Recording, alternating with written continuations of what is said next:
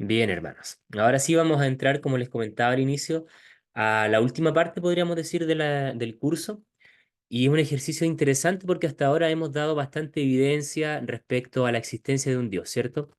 Y un Dios que lo hemos llenado de algunas características generales. Por ejemplo, si son posibles los argumentos que hemos dado, tenemos que existe Dios, que este Dios es todopoderoso, que es omnisciente, omnipotente, que es un Dios creador, pero también hemos argumentado que probablemente es un Dios que es bueno, que es un ser inteligente, ¿cierto?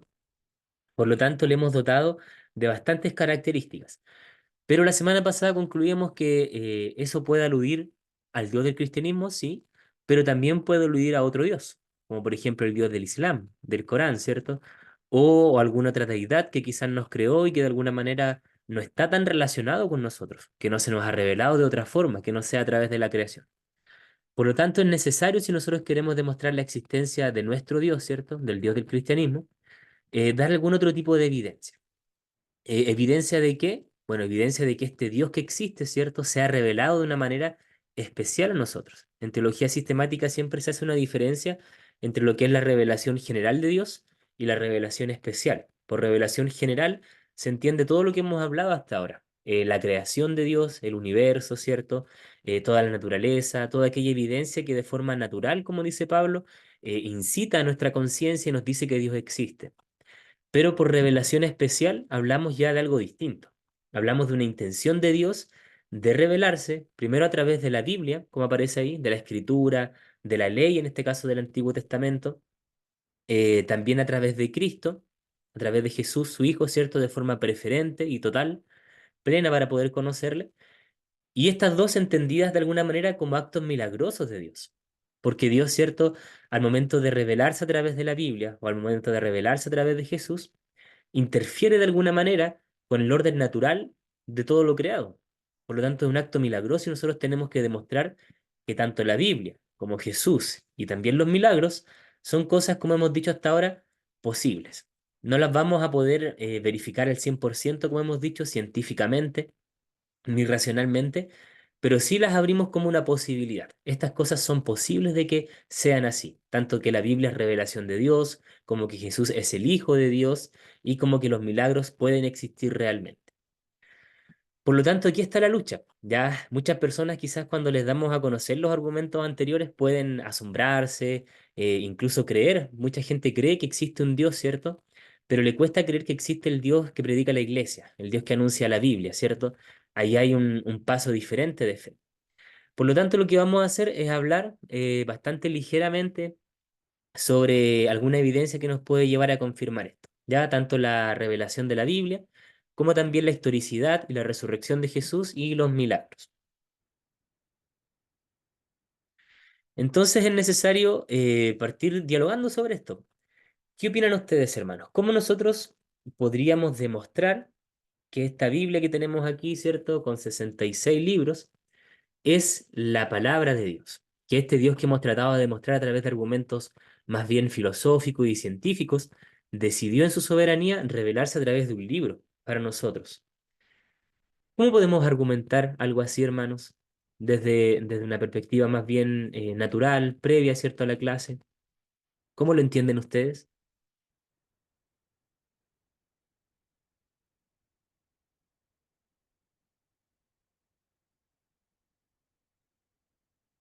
Porque es por lo menos curioso, ¿cierto? Si este Dios es todopoderoso y quiere que le creamos, quizás habría otra forma de demostrarse, pero decidió hacerlo a través de un libro, ¿cierto? De un conjunto de libros. ¿Cómo podemos nosotros demostrar que Dios se reveló a través de estos escritos?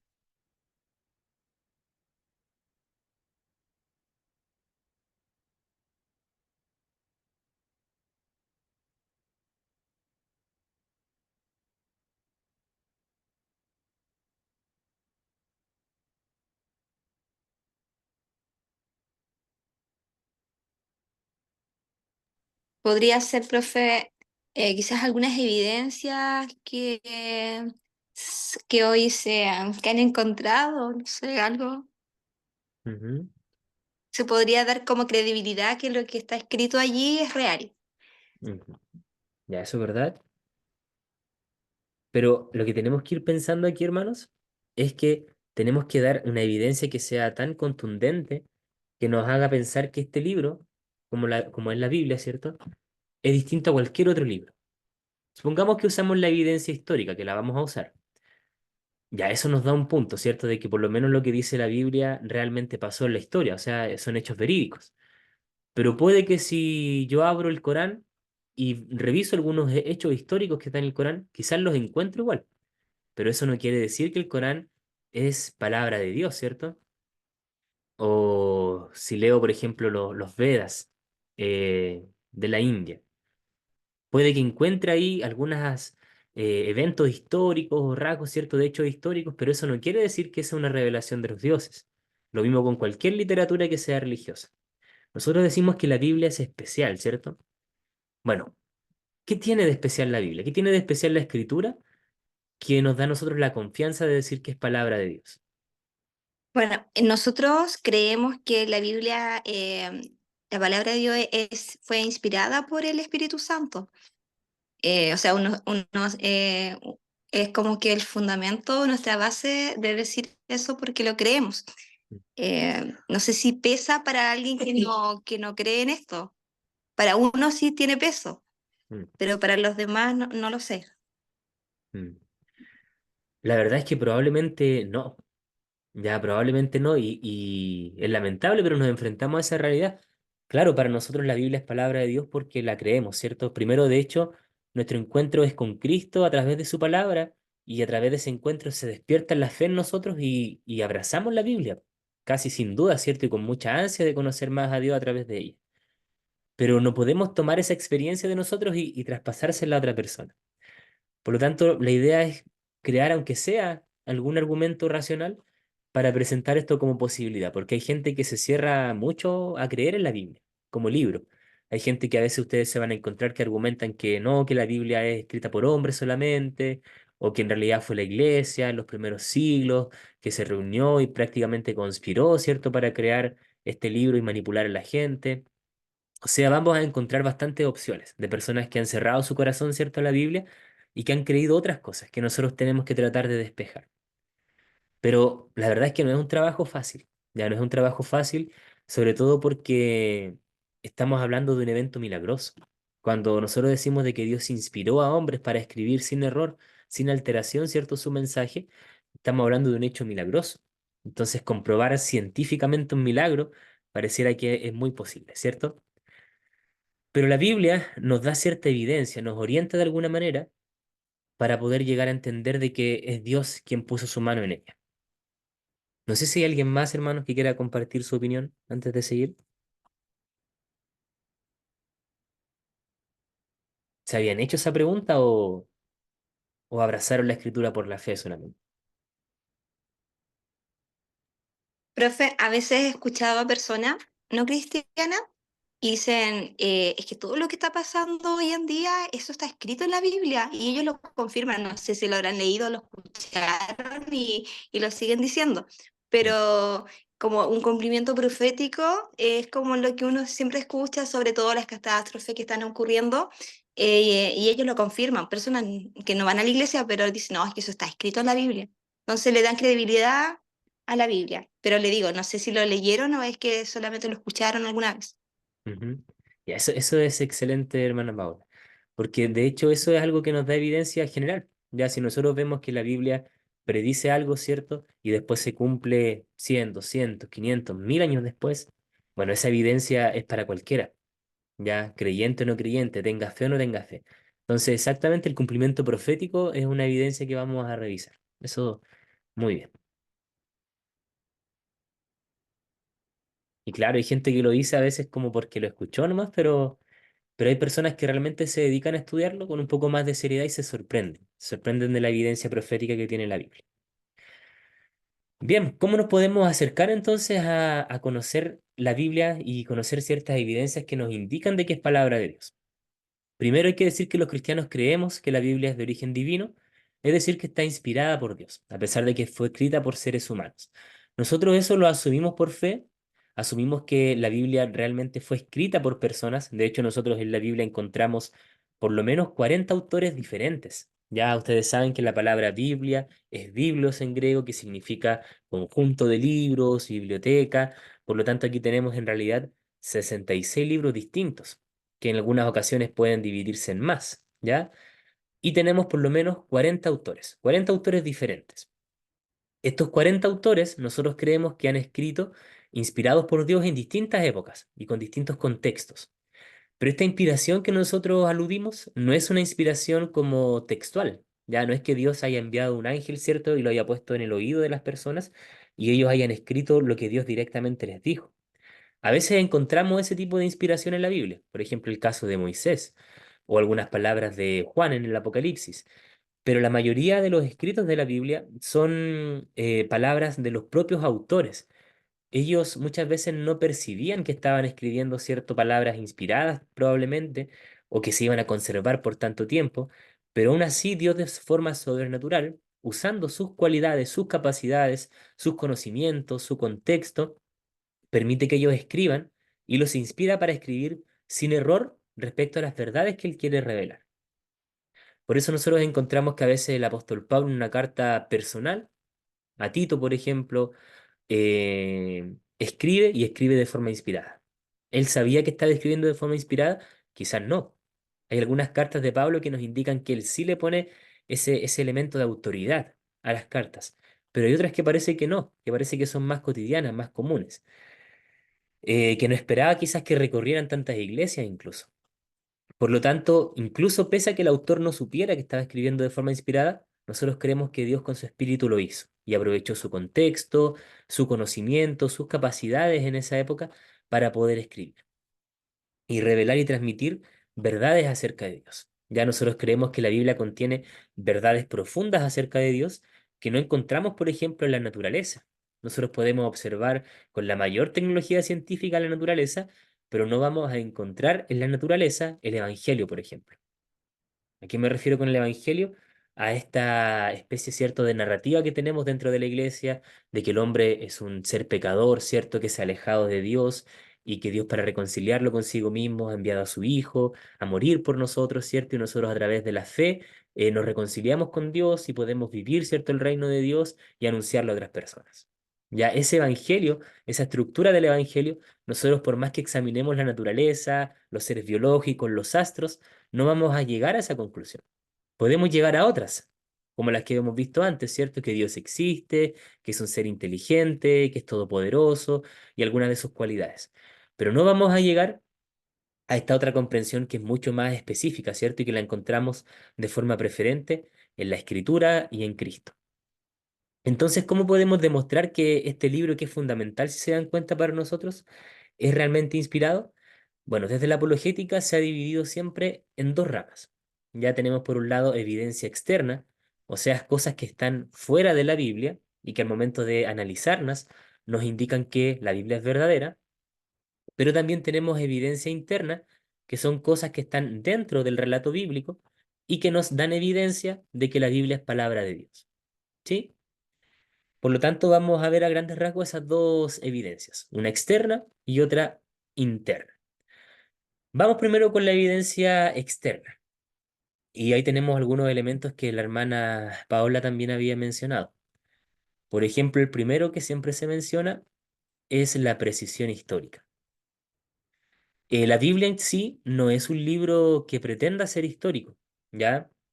Algunas partes quizás sí, por ejemplo, el libro de Crónicas, de Jueces, Hechos de los Apóstoles en alguna medida, algunos evangelios, pretenden ser históricos, o sea, relatar un evento de la historia del pasado. Pero la mayoría no pretende ser histórico. Por ejemplo, las cartas no pretenden documentar hechos históricos, pretenden, cierto, instruir o reprender o enseñar a alguna iglesia o alguna persona. O lo mismo con el Pentateuco. No pretende ser histórico, aunque contiene mucha historia, pero pretende más bien transmitir, ¿cierto?, una enseñanza de Dios a través de la ley, ¿cierto?, dada a Moisés al pueblo de Israel. Por lo tanto, aunque la Biblia no es un libro histórico, preferentemente, sí contiene muchos datos históricos. Y eso a nosotros nos sirve. ¿Por qué nos sirve? Porque si nosotros somos capaces a través de la arqueología y de la historia de dar evidencia de que lo que dice la Biblia es verdad, ya estamos dándole un criterio diferente a la Biblia, de autoridad. Podemos decir que la Biblia, por ejemplo, es verídica históricamente. ¿Por qué? Porque en el pasado hay muchos libros religiosos. Por ejemplo, uno de los primeros libros religiosos que se ha encontrado corresponden a Sumeria. Estamos hablando del 3500 antes de Cristo. Y esos libros narran una serie de reyes sumerios que, según el relato de ese libro, vivieron 1000 años. Ya cada uno vivía 1000 años y después documentan otras cosas y los dioses bajaban a pelear y hablaban con ellos. Bueno, ¿eso tendrá precisión histórica? Ese relato de los sumerios, sé, la epopeya de Gilgamesh, la lista de reyes sumerios, imposible, no se ha documentado nada de eso. Lo mismo puede pasar, por ejemplo, con los griegos. Ya los griegos también tienen libros religiosos. Está la Teogonía, por ejemplo, de Hesíodo. Esa teogonía habla también de los dioses que toman formas humanas y comienza todo desde un caos primordial y toman forma los dioses, bajan, hablan con las personas. Bueno, tampoco tiene ninguna precisión histórica porque nada de lo que se contiene ahí ha sido verificado históricamente. La Biblia es un libro más o menos de esa misma época, ¿ya? ¿Podría la Biblia caer en esos errores? Sin embargo, lo que nosotros observamos es todo lo contrario, que la Biblia es muy sobria en su relato, pese a ser un libro religioso, ¿cierto?, de hace tantos años atrás, y que entrega muchos datos históricos que son verificables. Por ejemplo, se nos dice que Abraham venía de Ur de los Caldeos. Bueno, la ciudad de Ur de los Caldeos, nosotros podemos rastrearla y es una ciudad de Mesopotamia que más o menos existió, ¿cierto?, en la época del relato bíblico, podríamos decir en el 3000 antes de Cristo, por ejemplo, o 2000 antes de Cristo. O sea que existió realmente. Y así varios más, por ejemplo, la historia de Israel, ustedes ven que en Israel se menciona a Babilonia, se menciona a Asiria, se menciona a Persia, se mencionan a reyes como el rey Ciro, el rey Nabucodonosor. Bueno, todos esos reyes y todos esos imperios realmente existieron, primero, realmente existieron en la época que menciona la Biblia y realmente existieron con esas características, o sea, que se expandieron de esa forma, se relacionaban de esa forma con los pueblos que conquistaban. Por lo tanto, la Biblia contiene gran cantidad de contenido histórico que es verificable. Lo mismo pasa en el Nuevo Testamento, por ejemplo, cuando nosotros observamos el nacimiento de Jesús, Jesús nace, según lo que se menciona, en el gobierno de Herodes. Y si nosotros hacemos el cálculo, ¿cierto? Más o menos del año en el que habría nacido Cristo, que es como el 4 antes de Cristo, por un desfase desafortunado del que contó los años, realmente Herodes el Grande era el que gobernaba en Judea en ese tiempo, con esas características. Era un hombre despótico, era un hombre que asesinaba a su familia por mantener su trono, o sea, esas características están al igual que en el relato bíblico, en la historia y en documentos fuera de la Biblia. Y eso para nosotros, hermanos, es una gran ventaja. ¿Por qué? Porque nos dice que la Biblia, pese a ser un libro tan antiguo y de contenido religioso, contiene contenido histórico que es verdadero y que es preciso. ¿Ya? Por lo tanto, eso ya la posiciona en un lugar distinto. Ahora, ¿eso me dice a mí que la Biblia es palabra de Dios? ¿El hecho de que sea precisa históricamente me dice que es palabra de Dios? ¿O no? ¿Qué piensan ustedes?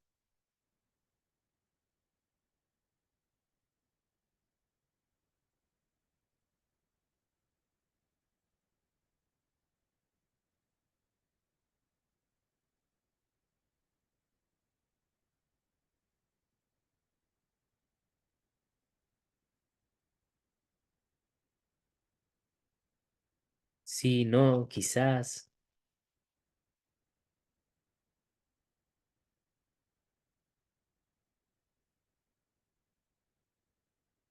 Probablemente no, ya porque nosotros tenemos hoy en día, yo puedo ir a una librería y comprarme un libro de historia.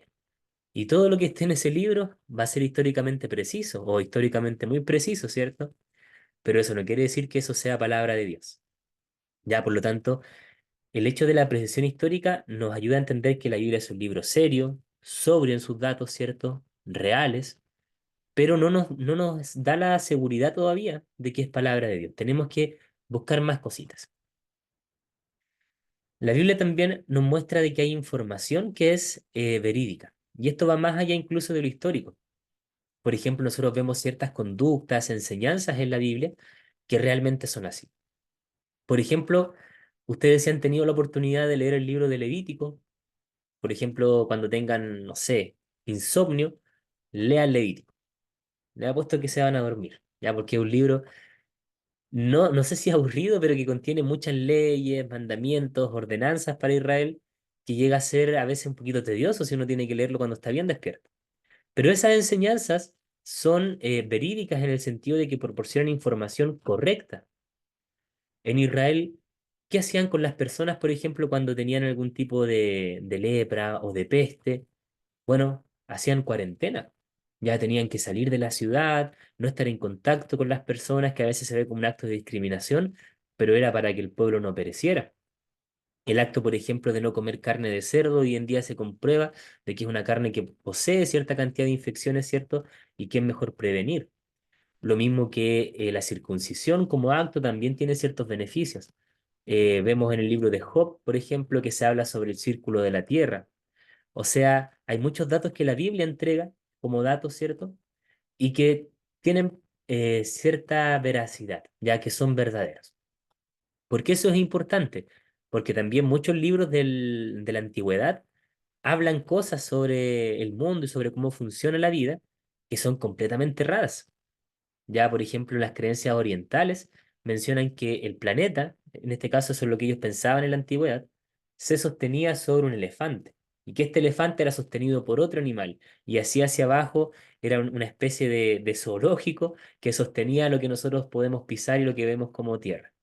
Bueno, ese tipo de relatos tan descabellados, ¿cierto? Que podrían estar en la Biblia porque es un libro de la misma época, de antigüedad, no se encuentran en la escritura.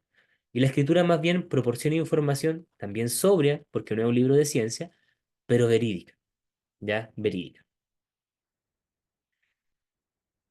Eso tampoco nos da a nosotros la seguridad de que la Biblia es inspirada por Dios, pero sí ya nos va mostrando que cada vez la Biblia tiene mayor solidez. Yo creo que estos dos puntos son los que a nosotros nos pueden llevar a un paso distinto. Primero es el cumplimiento profético. La Biblia no es un libro tampoco profético en su totalidad.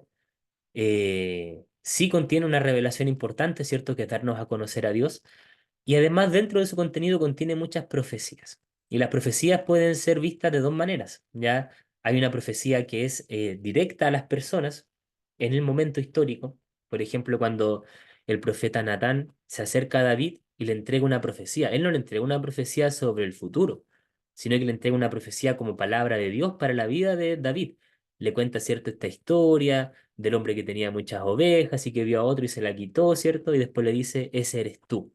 O sea, le entrega una palabra profética de parte de Dios que le da a entender a David el pecado que él hizo, ¿cierto? Y él cae en conciencia de lo que hizo y se arrepiente.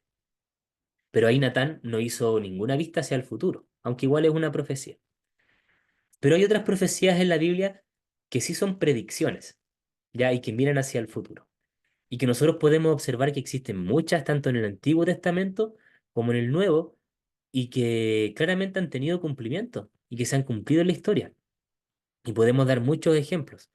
Nosotros tenemos una profecía que ya está cumplida, ¿cierto? En su mayoría, y que es la profecía de Daniel. Ustedes recordarán que Daniel, cuando está en el exilio después de Babilonia, él tiene esta capacidad de interpretar los sueños del rey Nabucodonosor. Y él interpreta el sueño de Nabucodonosor, que era que él mismo se imaginaba y se visualizaba, ¿cierto? Como una gran estatua, con cabeza de oro, con brazos de plata, ¿cierto? Torso de bronce, piernas de hierro y los pies con hierro y barro cocido. Bueno, eso pasó en el periodo del exilio. Pero Daniel interpreta este sueño, ¿cierto? Y le dice que al reino de Nabucodonosor se van a suceder, ¿cierto?, distintos imperios con las características que tenían ahí. Y nosotros hoy en día podemos observar a través de la historia ese cumplimiento. Nabucodonosor como la cabeza, ¿cierto?, el imperio babilónico, después el imperio medo-persa, la parte de los brazos, el torso del imperio griego, las piernas del imperio romano, ¿cierto? Y la ciudad quizá occidental podría ser toda esta mezcla del barro cocido con el hierro. Por ejemplo, ya hay un cumplimiento profético que ya ocurrió. Otro cumplimiento profético que ya ocurrió tiene que ver con todas esas profecías sobre Cristo. Nosotros podemos ver en la Escritura por lo menos 600 profecías del Antiguo Testamento que aluden a Jesús y muchas de ellas ya se han cumplido. Jesús nació en Belén, eso estaba profetizado desde antes. Jesús entra a Jerusalén, ¿cierto? Montado en un burrito, eso ya había sido profetizado de antes. Jesús es un hombre que sufre, ¿cierto?, en la crucifixión y que dentro de la crucifixión la gente se ríe de él, toma sus ropas y juega con ellas, ¿cierto?, echa suertes. Eso también estaba profetizado en los Salmos. Y así, una gran cantidad de cosas de la vida de Cristo habían sido ya profetizadas en la antigüedad, ¿cierto? Por lo tanto, eso también es evidencia de que las profecías bíblicas han tenido cumplimiento y cumplimiento que hoy en día ya está registrado. Mismo caso con Jesús es cuando él predice la destrucción del templo. ¿Se acuerdan que él está en Jerusalén, cierto, en el templo? Y él menciona, de cierto les digo que no quedará de esto piedra sobre piedra. Jesús dice eso probablemente en el año 30 después de Cristo y el templo se destruye en el 70 después de Cristo. Ya, y realmente fue una destrucción total. Por lo tanto, esas profecías a nosotros nos indican que este libro ahora sí no es como cualquier otro. Porque yo puedo leer libros de historia, ¿cierto? Pero no puedo comprar libros sobre el futuro. Ya, qué bueno sería. Hay gente que lo intenta, pero que falla mucho, ¿cierto? Falla bastante. Hay gente que a veces le achunta a una, pero la Biblia tiene gran cantidad de profecías que ya están cumplidas, ¿cierto? Otras que han de cumplirse, otras que se están cumpliendo y que nosotros podemos seguir el rastro de ellas a través de la historia, ¿cierto? Que nosotros vivimos. Por lo tanto, ahí tenemos un punto fuerte que le da a la Biblia una credibilidad distinta, ¿ya? Una precisión mucho más alta que cualquier otro libro. Y por último, una última evidencia externa sería la transformación del ser humano. Y eso también es algo único de la escritura. La Biblia ha pasado por varias etapas, ya desde su composición, ¿cierto? Más o menos en el siglo, podríamos decir, 2 después de Cristo, 3 ya así completa con todos sus libros. Hay gente que la ha intentado eliminar, hay gente que la ha intentado perseguir, a veces se promovía demasiado, a veces se restringía demasiado la lectura. Ha pasado por grandes etapas, pero en todas las épocas, las personas que han leído la Biblia han sufrido una transformación interior del corazón. Entonces eso no lo produce cualquier libro. Hay libros que nos inspiran, ¿cierto? A ser distintos. No sé, yo puedo leer un libro de la vida de Mahatma Gandhi, ¿ya? Y yo leo la vida y digo, ¡ay, qué hombre tan pacífico! Yo quiero ser así de pacífico, ¿cierto? Y voy a, no sé, a practicar la no violencia, la resistencia no violenta, ¿ya? Me da una inspiración, ¿cierto? Para vivir quizás de una manera distinta. O a veces vemos alguna serie, ¿cierto? O leemos una novela y nos transmite emociones profundas. Eso puede pasar. Pero la escritura genera una transformación del ser que muchas veces va más allá de la inspiración, sino que se transforma de manera radical. Hay personas que leyendo la escritura creen en Cristo y transforman su vida de un día para otro. Pasan de ser alcohólicos a dejar el alcohol. Pasan de ser drogadictos a dejar las drogas. Pasan de ser hombres maltratadores a ser hombres completamente amorosos con su familia. Por lo tanto, ¿quién explica esa transformación del corazón? Que va más allá de una inspiración, de un deseo de ser mejor, sino de una transformación radical de la conducta. Y yo creo que eso, hermanos, nosotros lo hemos experimentado, ¿cierto? A mí me pasó. Ustedes no me van a creer porque a mí me gusta mucho estudiar, ¿cierto? La Biblia es algo que me apasiona mucho, pero yo a los 16 años nunca había leído un libro en mi vida. Ya tenía puros rojos. Estaba a punto de repetir primero medio. Y el Señor llegó a mi vida y fue un cambio radical. Ya fue de un día para otro. Y así muchas personas viven cambios radicales en su vida. Bueno, ¿qué le explica eso? Probablemente es evidencia de que la Biblia no es un libro cualquiera, ¿cierto? Es algo diferente. Y además, ese testimonio fuerte que nosotros damos a través de esa transformación también es evidencia para las personas. Cuando una persona ve un cambio tan radical, ¿cierto?, en la personalidad, entiende de que es algo que probablemente no proviene, ¿cierto?, del ser humano, sino que es una acción divina de Dios, que se ha dado a través de la Escritura. ¿Qué les parece esa evidencia externa? ¿Sí hay comentarios sobre esto, hermanos? Hasta aquí.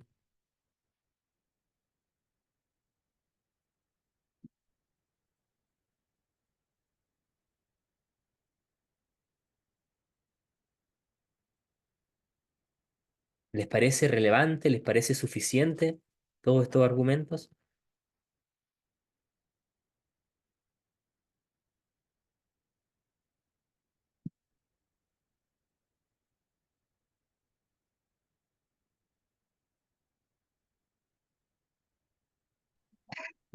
Para mí sí es suficiente, pero hay gente que no.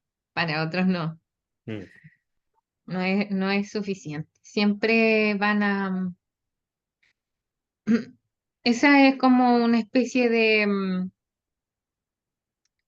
evidencia, no para no, es como para uno que está como que entre que sí quiere conocer y no aceptar a Cristo. Es como por ese lado, porque es más fácil de que uno con un testimonio puede,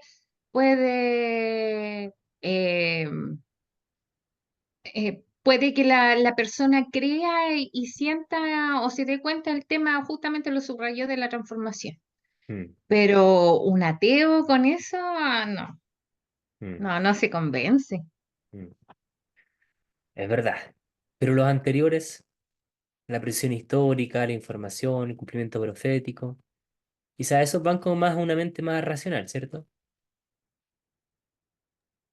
Sí, eso sí, Mm, eso puede ser, pero igual ellos siempre van a buscar como hasta lo más pequeño como para no creer. mm.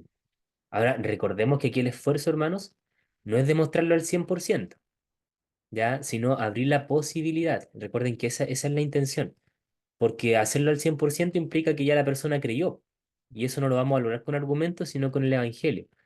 Pero la idea es plantear la posibilidad, ya que esto es posible, que no es una locura, que no es algo irracional, ¿ya? Ese es el esfuerzo. Entonces, en la medida, por ejemplo, en que mejor manejemos esta información, más posibilidad hay que la gente se abra, ¿ya?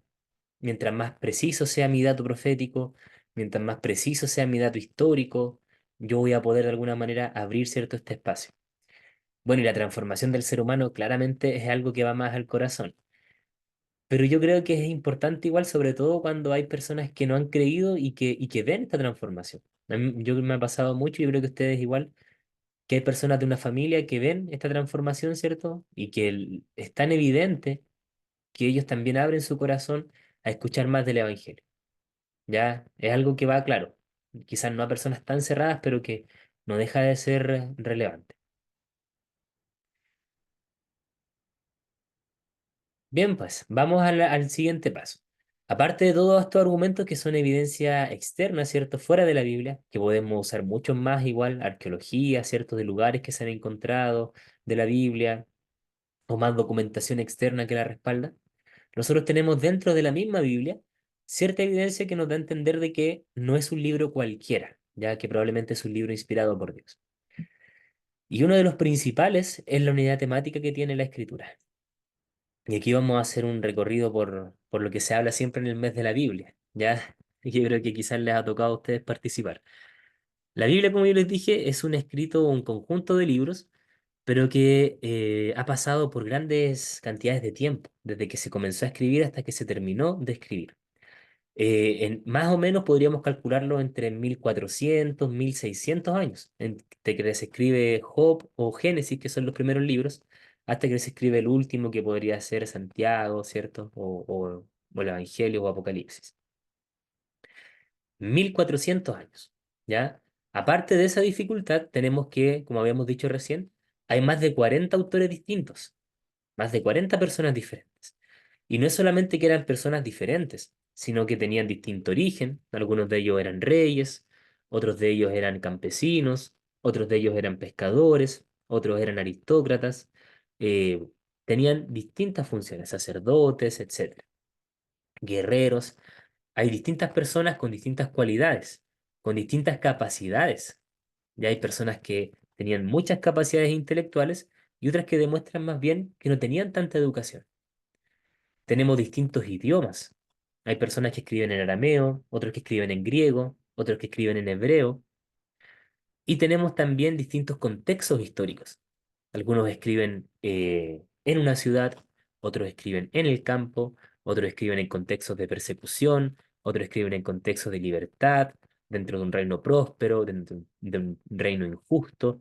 O sea, hay distintos contextos también. Considerando eso, para nosotros lo más común sería pensar que la Biblia es un libro incoherente, porque como tantas personas en un periodo tan extenso de tiempo, con tantas diferencias culturales, pueden ponerse de acuerdo en escribir lo mismo en contenido. Nosotros siempre damos este ejemplo con el juego del teléfono, que uno se pone, cierto, en las filas, típica dinámica para romper el hielo, ahí en el grupo de los jóvenes, le dicen algo al oído y uno lo comunica. Siempre el mensaje inicial termina siendo algo que nada que ver. Ya, de hecho, eso es lo chistoso, de que el mensaje termine siendo distinto. Bueno, aquí pasaron 1400 años, donde hay un mensaje que transcurre, ¿cierto?, a través de la oralidad, pero a través del escrito. Pero curioso es que no pierde coherencia, que sigue siendo coherente en cuanto a su temática. ¿Cuál es la temática que nos revela la Biblia? Bueno, probablemente hay varias esenciales. Cómo el hombre pierde, ¿cierto?, esta relación con Dios y cómo la recupera con el paso del tiempo de forma progresiva, ya sea porque Dios revela la ley, ¿cierto?, porque Dios se relaciona con Israel, pero finalmente porque Dios envía a su Hijo para que a través de él alcancemos redención. Hay una historia lógica y coherente que se ha desarrollado de principio a fin y que el inicial no sabía cómo iba a terminar. Moisés no sabía que iba a venir Cristo, pero aún así escribió como si supiera que iba a venir Cristo. Lo mismo con los demás profetas, con los reyes, ¿cierto? Hasta llegar a los evangelios. Hay una coherencia temática respecto a cómo se desarrolla la salvación de las personas y su relación, ¿cierto?, con Dios. Por lo tanto, esa unidad temática también es evidencia interna de que la Biblia, por lo menos, no es un libro común y corriente, ¿cierto? No es un libro común y corriente. Otra característica es que la Biblia, dentro de su mismo escrito, se da a conocer como palabra de Dios y es consciente de que es inspirada por Dios. Nosotros leemos, ¿cierto?, Timoteo, el texto clave, toda la escritura es inspirada por Dios, ¿cierto? Y también vemos que los mismos apóstoles dan a entender de que su palabra es una palabra especial, ¿cierto?, que debe ser guardada, lo mismo Pablo, debe ser comunicada, ¿cierto?, a los demás, escuchada. O sea que la Biblia en sí se reconoce a sí misma como una palabra inspirada. Y lo último, que no es algo a obviar, es que Jesús, dentro de su ministerio, reconoce a la escritura como una escritura con autoridad. Él muchas veces cita versículos del Antiguo Testamento y Cristo mismo, ¿cierto?, da evidencia a través de eso, de que esta es palabra de Dios, ¿cierto?, que ha sido entregada también a los hombres. ¿Por qué? Porque da testimonio de Él, eso es lo que dice Cristo. Ahora, ¿por qué esto es importante? Porque Jesús tiene autoridad por sí mismo, lo vamos a ver más adelante. Si Jesús fue real históricamente, y si fue real su resurrección, y si Él es el Hijo de Dios, su palabra en sí tiene validez para demostrarnos que la Biblia es real. Pero para eso vamos a tener que ver después los argumentos de la historicidad de Jesús. Pero no se olviden de esto, que Jesús legitimó la Biblia como palabra de Dios inspirada por Él, que da testimonio de su vida y de su ministerio. Entonces, hermanos, tenemos bastante evidencia, ya sea interna o externa, que podemos documentar, ¿cierto?, para afirmar que la Biblia no es un libro común y corriente. Ya si todo lo que yo les dije recién es posible que sea verdadero, entonces es probable que la Biblia no sea un libro común y corriente. Y ya con eso podemos entrar a dialogar respecto a otros temas también importantes. Por un lado, ya podemos de alguna forma posicionar a la Biblia ahí en algún lugar para discutir.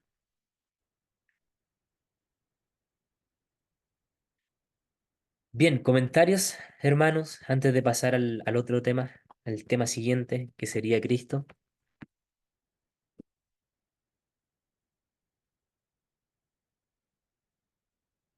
Dudas, cuestionamientos, ataques.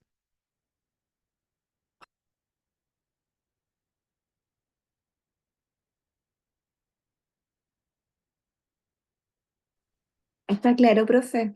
Quedó súper claro. Bien, qué bueno. Ya pues, hermanos, vamos a, ¿cómo se dice? Donde las papas queman, ¿se dice o no? Creo que sí. Pero no,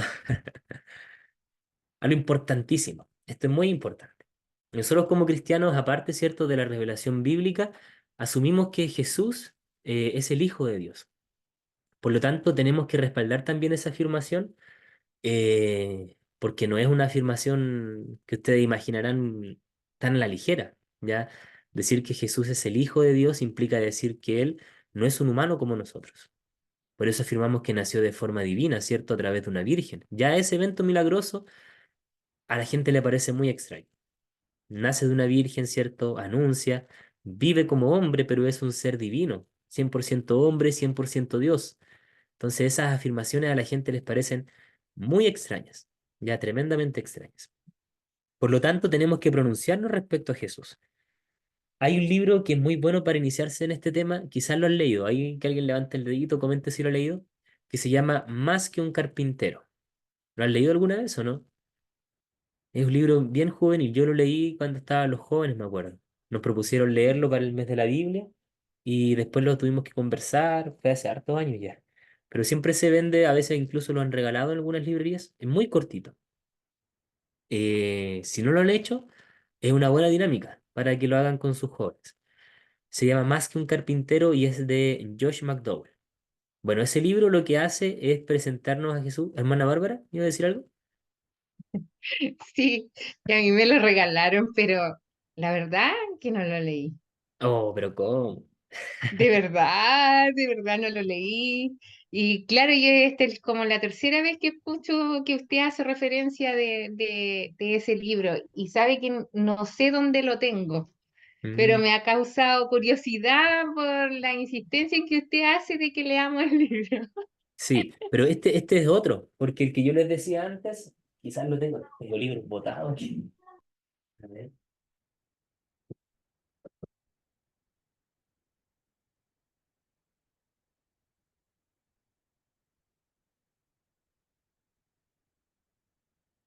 me acordé que se lo regalé a un amigo de la iglesia.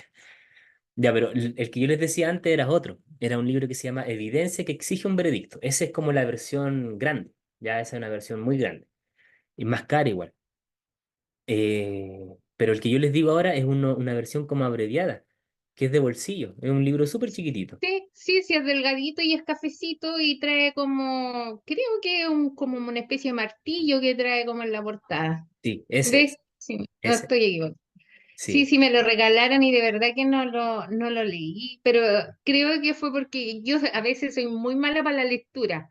Entonces, tiene que llamarme como mucho la atención como para leerlo, pero ahora que usted hace esa referencia voy a considerarlo.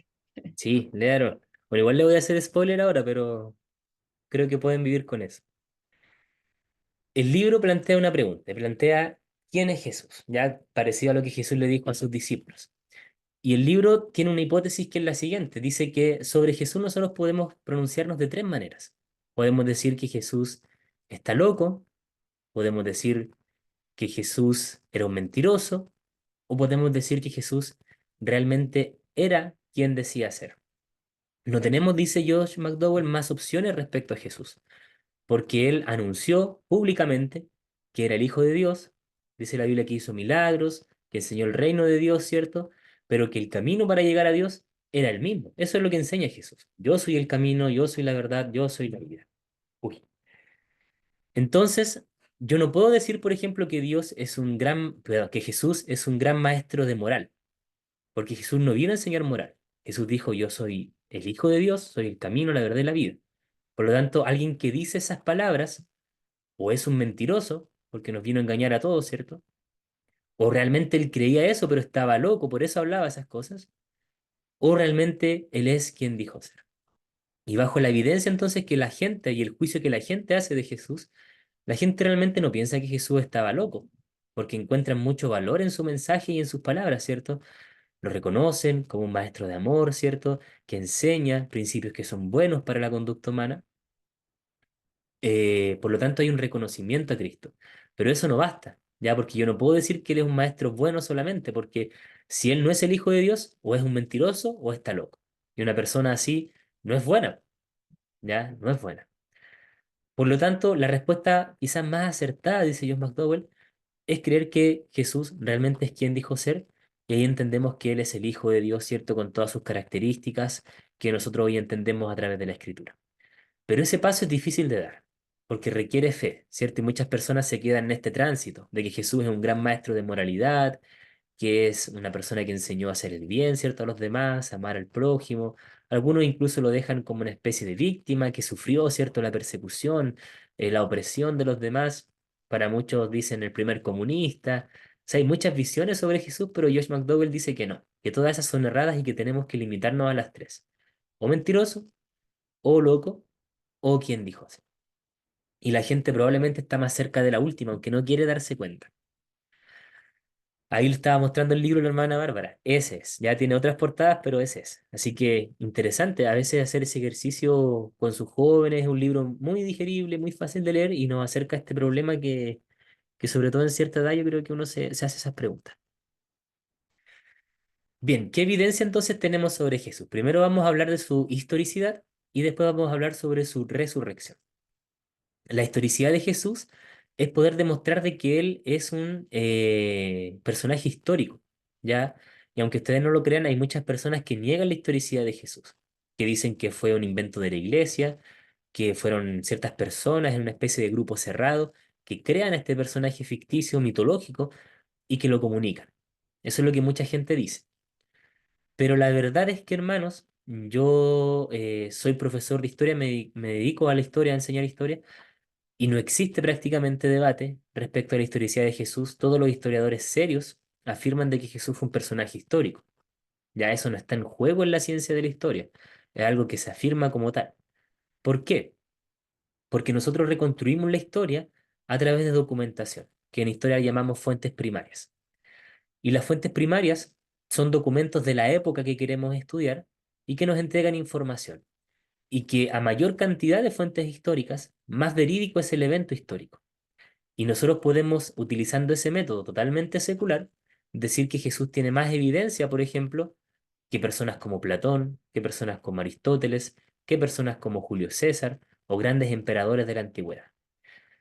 Eso ya de por sí es muy importante. O sea, ya con esos datos no tendríamos que afirmar nada más respecto a Jesús.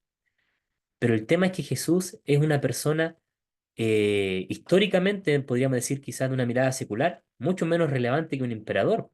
Nadie tendría por qué haber registrado cosas de Jesús porque él era un nazareno del siglo I y Nazaret era como, no sé, la ciudad más al campo de Chile, ¿ya? Por lo tanto, no tendría por qué existir ningún registro de Jesús. De hecho, no existe ningún registro de alguien contemporáneo a Jesús, de esas localidades. No hay. Pero de Jesús sí hay. Hay registros tanto en el Nuevo Testamento, los cuatro evangelios, las cartas de los apóstoles, ¿cierto? Los hechos de los apóstoles que hablan sobre la historicidad de Jesús, que ahí ya de por sí tenemos por lo menos 27 fácil, 27 libros que documentan a Jesús dentro del Nuevo Testamento. Pero fuera del Nuevo Testamento también tenemos libros no cristianos que documentan la existencia de Jesús. Para dar algunos ejemplos, yo les pedí que ustedes leyeran para la clase de hoy, no sé si alguien se habrá acordado, este libro, que son tres preguntas claves sobre Jesús de Murray Harris, que está en la plataforma, pero que en realidad es un debate que se hizo entre algunas personas sobre la figura de Jesús. Y ahí se presentan algunas evidencias de historiadores seculares, romanos la mayoría de ellos, que hablan sobre Jesús. Por ejemplo, Plinio el Joven. Plinio el Joven da el siguiente testimonio, no siendo cristiano, siendo incluso opositor a Cristo. Él dice, pero sostenían que su única culpa o error consistía en lo siguiente: tener la costumbre de reunirse un día concreto antes del amanecer y cantar un himno antifonal a Cristo, como si cantaran a un Dios. Este documento hace alusión a Cristo, hace alusión a la iglesia, y es un documento de un historiador romano que está hablando en contra de la iglesia. O sea, si Cristo no hubiese existido, seguramente él, como era un enemigo y un opositor, lo hubiese mencionado, pero no es así. Y aquí estamos hablando, hermanos, más o menos del año 80, 90 después de Cristo, o sea, muy cerca a los hechos. Eso también es un criterio para los historiadores. Mientras más cercana al hecho sea la fuente, mayor veracidad tiene. Veracidad tiene. Pero tenemos más. Por ejemplo, está el testimonio de Tácito. Otro historiador dice su nombre proviene de Cristo, a quien el procurador Poncio Pilato condenó a la pena capital durante el reinado de Tiberio. Montón de datos históricos de Tácito nos dice, nos alude a Cristo como personaje histórico, alude a Poncio Pilato como personaje histórico que condenó a Jesús. Eso en el caso de el relato bíblico coincide plenamente. Y además menciona el reinado de Tiberio, que era el emperador que estaba vivo, el segundo emperador, en tiempos de Jesús. ¿Ya? Está otro testimonio de Suetonio. Él dice, él, Claudio, expulsó a los judíos de Roma porque siempre estaban alborotándose, instigados por Cristos, ya que seguramente era una palabra para referirse a Cristo, a Jesús. Y además de eso, tenemos el testimonio que no aparece aquí en el libro, quizás aparece más adelante, que es de Flavio Josefo, que él era un historiador pero judío. Por lo tanto, al ser judío también de alguna forma opositor a, al movimiento cristiano que estaba apareciendo. Flavio Josefo también hace alusión a Jesús, menciona su nombre, aunque mucha gente dice que esa cita está adulterada. Personalmente yo creo que sí, en cierta parte. Ya está adulterada, no porque no nombra a Jesús. Flavio Josefo nombra a Jesús, pero está adulterada lo que él dice de él. Por ejemplo, Flavio Josefo agrega, este era el Mesías, o verdaderamente era el Mesías, el Cristo, el Hijo de Dios. Ya, esa parte seguramente fue agregada posteriormente. Si uno compara los documentos, ¿cierto? Se puede dar cuenta de eso. Pero él sí mencionó a Jesús como un personaje histórico y eso es más verificable.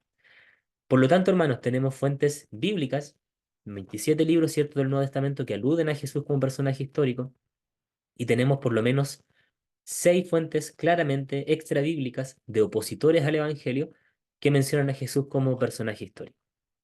O sea, yo creo que esta parte, hermanos, es tremendamente sólida a favor del cristianismo. No existe, si algún día se han encontrado con alguien que les diga que Jesús no existió, él realmente existió. Ya históricamente, por lo menos, tiene una gran cantidad de evidencia a favor. ¿Qué les parece eso, hermanos? ¿Lo habían escuchado alguna vez? ¿Les parece relevante? Yo creo que es un punto bueno a favor que tenemos como cristianos.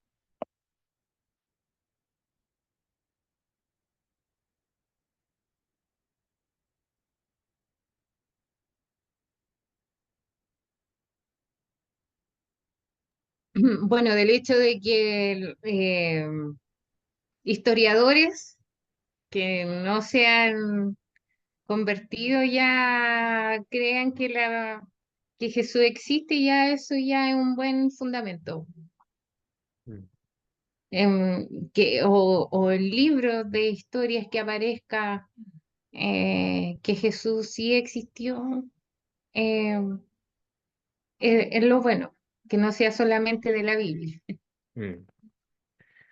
Exactamente, y eso es, hermanos, quizás es muy difícil de que pase, pero pasó, porque Jesús, como les digo, no tendría por qué tener ningún registro de nada, ya considerando el contexto en el que vivió, el lugar donde nació, no tendría por qué, pero aún así hay demasiado sobre él, más que de otras personas que eran grandes conquistadores o emperadores de ese tiempo. A mí, la verdad, esta parte me fascina porque me sorprende la cantidad de evidencia que hay sobre eso.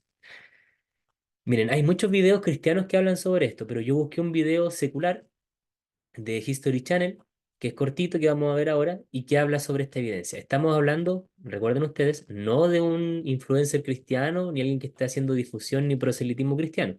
Estamos hablando de un canal de televisión que hace un extracto sobre Jesús y su historicidad, y esto es lo que dicen ellos, recuerden, seculares, personas que no creen en Cristo.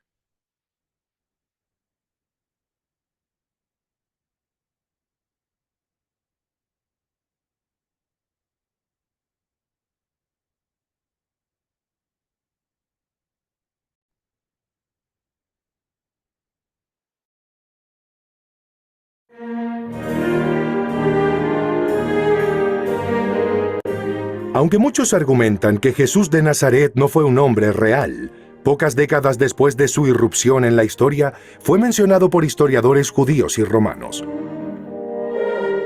Según los eruditos del Nuevo Testamento cristiano, durante la antigüedad, los rabinos judíos acusaron a Jesús de ser un mago y desviar a la gente, pero jamás negaron su existencia.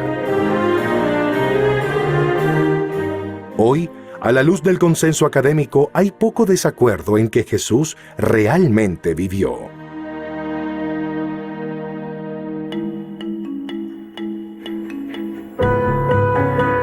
Ante la falta de evidencia arqueológica que acredite la existencia de Jesús, los estudiosos argumentan que no existen rastros de prácticamente nadie que haya vivido durante su época. En efecto, la autenticidad de las reliquias asociadas a Jesús, como la corona de espinas con que fue crucificado o el sudario de Turín, es ampliamente cuestionada. Sin embargo, los arqueólogos han podido corroborar elementos de la historia de Jesús en el Nuevo Testamento, como restos de la antigua Nazaret o evidencias de crucifixiones romanas.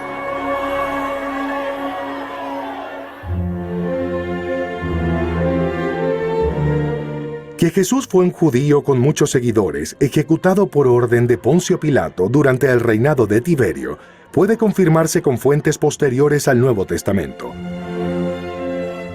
Un ejemplo de ello son los historiadores judíos y romanos, que mencionaron a Jesús en pasajes que describen su vida y su muerte, tal cual se menciona en la Biblia. Como líder religioso judío, siempre cercano a los marginados y excluidos, habría predicado el amor por los enemigos y la misericordia. Esto habría generado controversias con ciertos sectores del judaísmo, especialmente con los fariseos. Alrededor del año 93, el historiador Flavio Josefo escribió uno de los primeros relatos no bíblicos de Jesús, en donde es mencionado. Aunque Josefo no era uno de sus seguidores, fue testigo de los inicios de la primitiva iglesia cristiana, por lo que conoció a personas que vieron y oyeron a Jesús. El apartado Testimonium es acaso el pasaje más controversial entre los escritos de Flavio Josefo, presuntamente manipulado por el historiador cristiano Eusebio. Se ha sugerido que parte o la totalidad del pasaje puede haber sido invención propia de Eusebio, a fin de proporcionar una autoridad judía exterior para la vida de Cristo. Allí se describe de manera dramática la condena y crucifixión de Jesús. Por este tiempo apareció Jesús, un hombre sabio, si es que es correcto llamarlo hombre, ya que fue un hacedor de milagros impactantes. Era el Cristo. Y cuando Pilato, frente a la denuncia de aquellos que son los principales entre nosotros, lo había condenado a la cruz, aquellos que lo habían amado primero no le abandonaron, ya que se les apareció vivo nuevamente al tercer día, habiendo los santos profetas predicho esto y otras 1000 maravillas sobre él. Y la tribu de los cristianos, llamados así por él, no ha cesado de crecer hasta este día.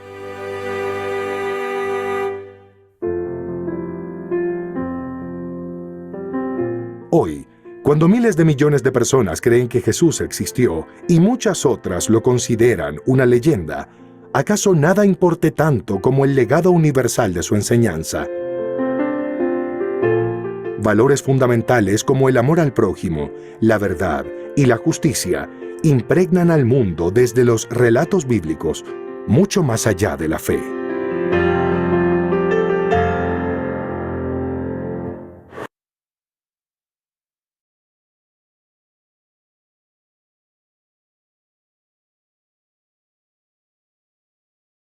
Ahí sí. ¿Qué les parece esa mirada entonces secular, como les digo, respecto a la historicidad de Jesús? ¿Hay evidencia fuerte para creer que Jesús existió realmente como personaje histórico?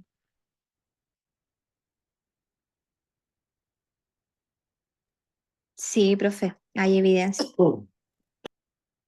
De hecho, yo creo que es lo que más seguro podemos tener, ¿ya? Respecto a todo lo que hemos hablado en cuanto a cómo las ciencias se acercan a Dios, el hecho de la historicidad de Jesús es muy difícil de refutar, ya es muy difícil de refutar. Nos falta el historiador que de repente saca este tema de nuevo a la luz y trata de buscar evidencia, pero es muy difícil que se rebate este punto. No así lo que vamos a hablar ahora, porque no nos basta a nosotros con que Jesús haya sido un personaje histórico. No es suficiente para demostrar de que él realmente era el Hijo de Dios. El evento clave para demostrar que Jesús es el Hijo de Dios para nosotros va a ser la resurrección de Cristo. Y este es el hecho clave no solamente de, de la evidencia respecto a quién es Él, sino del cristianismo. Pablo, ¿se acuerdan lo que dijo respecto a la resurrección? Que si Cristo no ha resucitado, ¿qué pasa?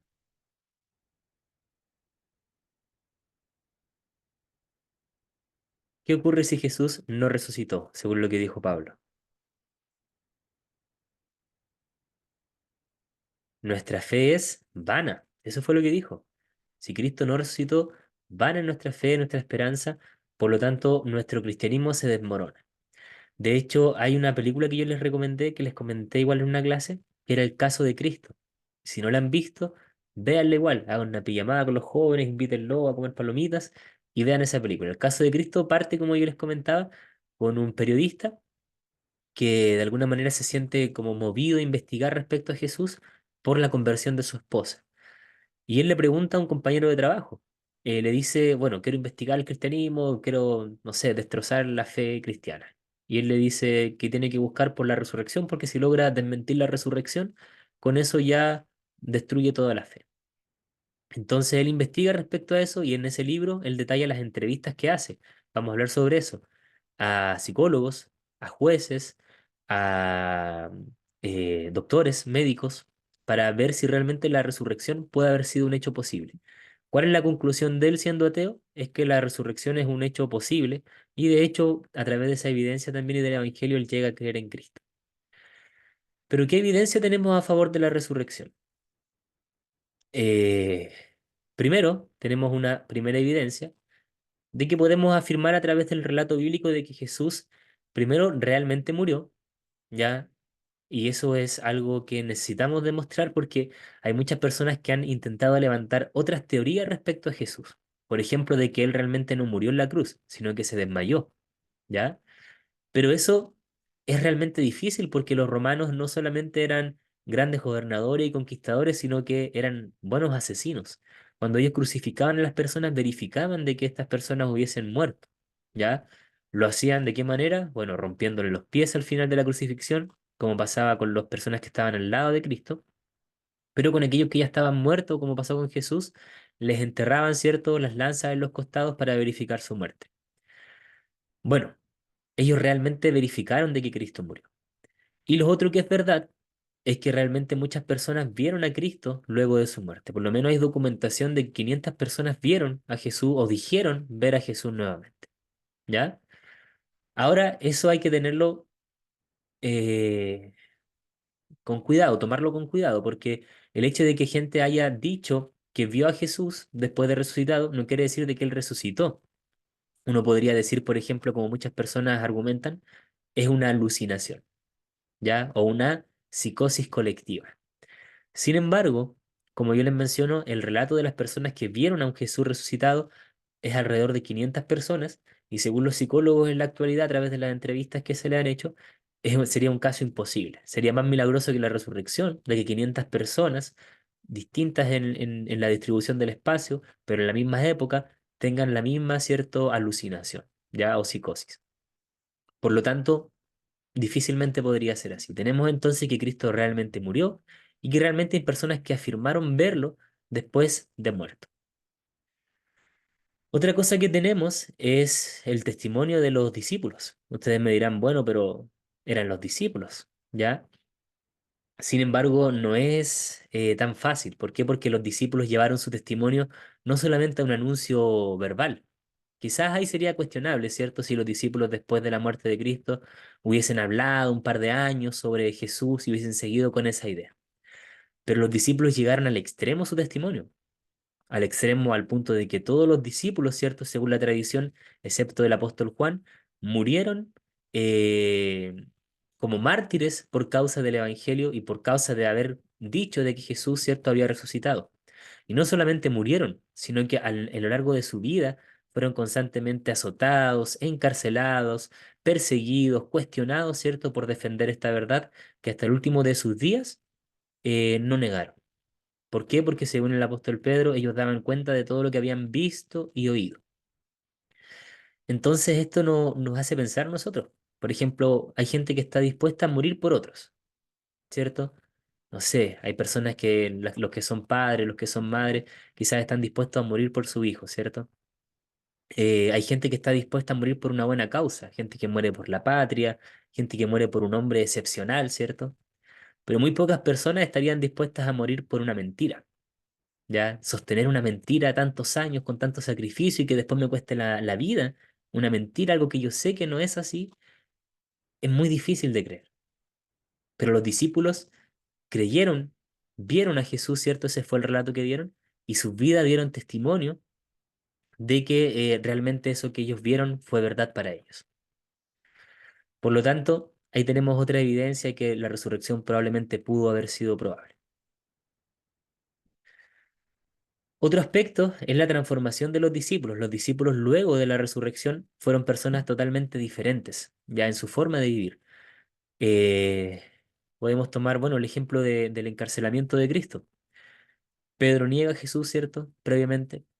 Los demás discípulos escapan cuando Jesús es encarcelado y lo dejan de alguna manera solo. Algunos aparecen al final del relato, Juan, ¿cierto? Las mujeres, sobre todo, que acompañaron a Jesús, pero con mucha distancia respecto a Cristo y con mucho miedo, ¿cierto? Sin entender realmente qué es lo que Jesús quería comunicarle o lo que había anunciado, ¿cierto? En esos 3 años que estuvo con ellos.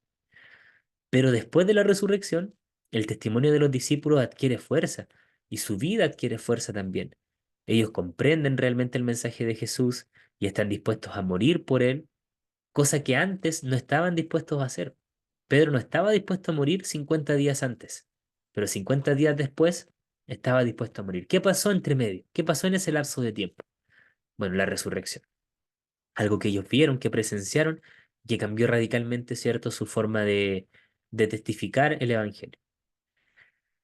Y por último, y muy importante, es que existe un contraste que nosotros podemos realizar respecto a la resurrección.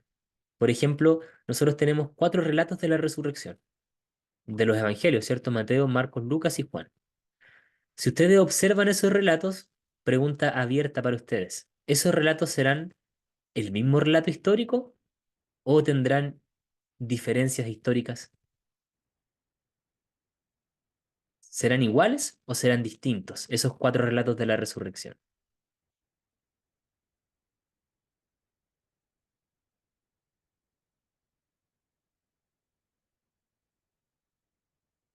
¿Qué opinan? Por tincada nomás. A ver, ¿serán iguales o serán diferentes?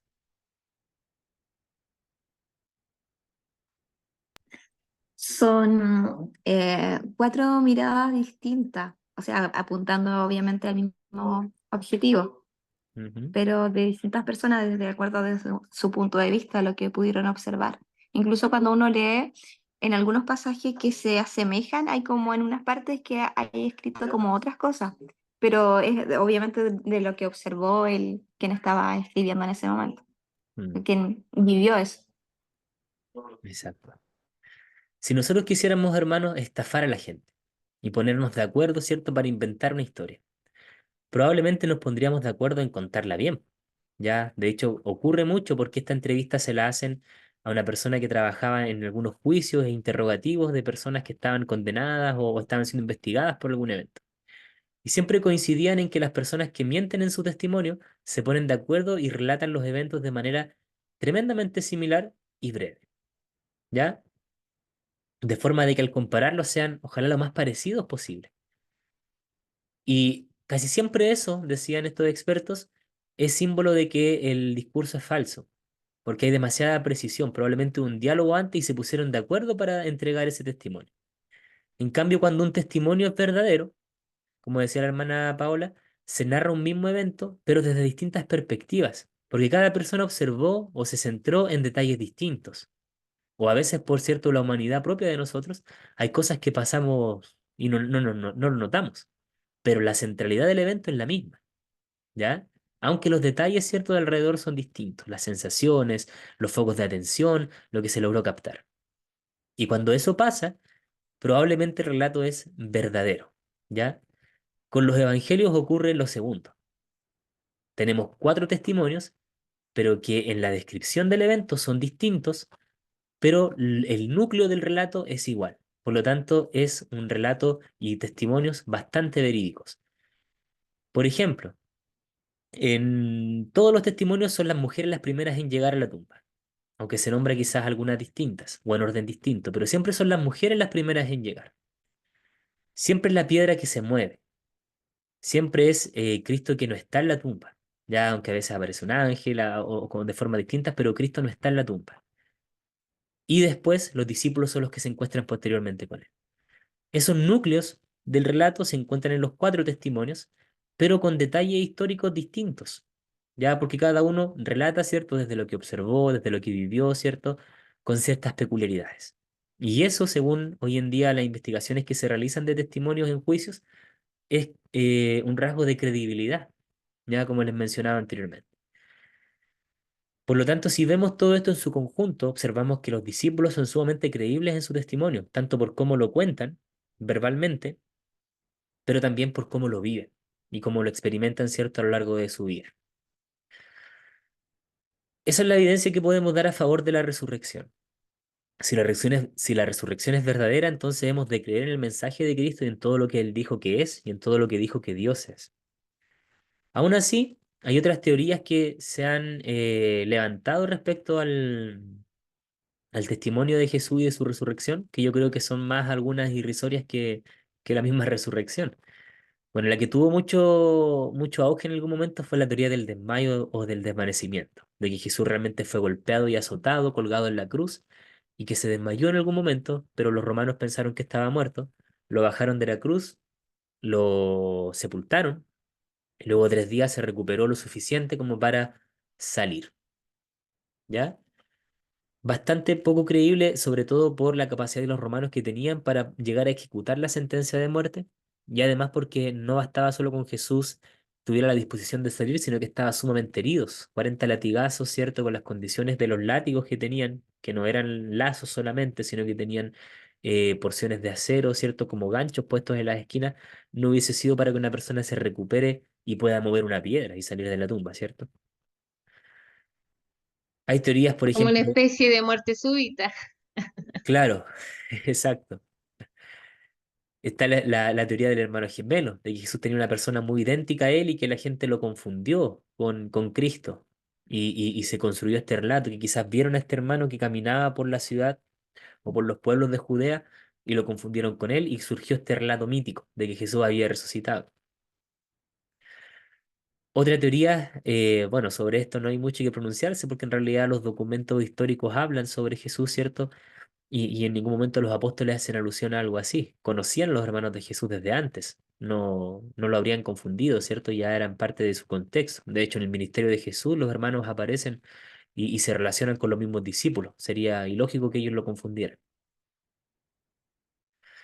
La teoría del robo del cuerpo para muchas personas tiene también sentido. Decir de que los discípulos se confabularon para robar el cuerpo, ¿cierto? Y crear este mito de que Jesús había resucitado.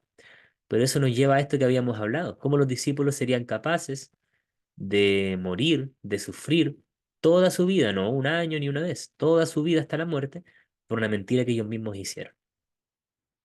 Y la última, la que ha tenido quizás más auge actual, es la teoría del alucinamiento, esta psicosis colectiva que, como les decía, los psicólogos hoy en día descartan, los psiquiatras también, porque es muy difícil que tantos testimonios a la vez en lugares distintos lleguen a esa misma conclusión. Puede ser en una, dos, tres personas que están juntas y tienen una psicosis cierto colectiva, pero no en tantas cantidades de personas. Por lo tanto, la resurrección como evento es difícil de abordar, pero no es imposible, ¿ya? Y la evidencia que hay, por lo menos, no es ilógica, sino que al contrario es sobria y es lógica. Y eso, hermanos, es difícil de encontrar, ¿ya? Porque los evangelios dan testimonio de la resurrección, pero hay otros libros que dan testimonio de la resurrección. Por ejemplo, hay libros apócrifos, yo creo que ustedes han escuchado evangelios apócrifos, que también relatan la resurrección. Y son muy chistosos, no creo que lo encuentre ahora, pero a ver, no, difícil que lo encuentre ahora.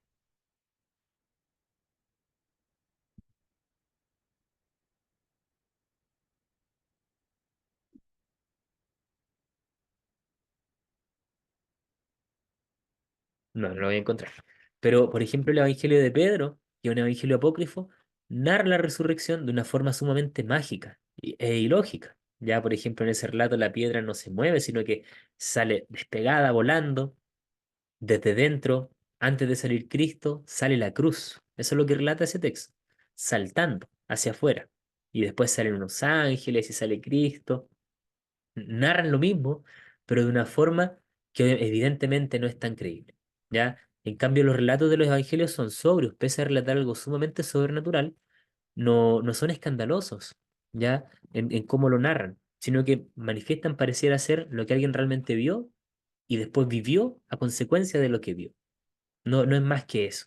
Y esa simplicidad, para mí tiene mucho beneficio. Bien, hermanos, hasta aquí vamos a llegar con Jesús. Nos queda algo chiquitito todavía, pero no sé si hay comentarios sobre esto, sobre la historicidad de Jesús, sobre su resurrección.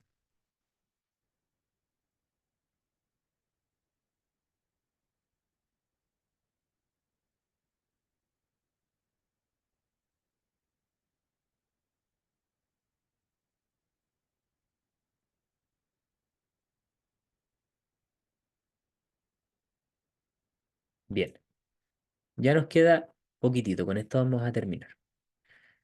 A modo general, entonces, como cristianos también nos enfrentamos a una última disyuntiva, ya, y es el hecho de los milagros. Nosotros hoy en día creemos que los milagros son posibles, ¿cierto? ¿Para qué les voy a preguntar? Yo creo que todos nosotros creemos que los milagros son posibles, primero porque creemos en Jesús y dentro de la figura de Jesús ya hay muchos milagros. Una virgen que concibe, ¿cierto? Un hombre que es Dios, un hombre que resucitó, un hombre que ascendió a los cielos, ya tenemos cuatro milagros y podemos encontrar muchos más.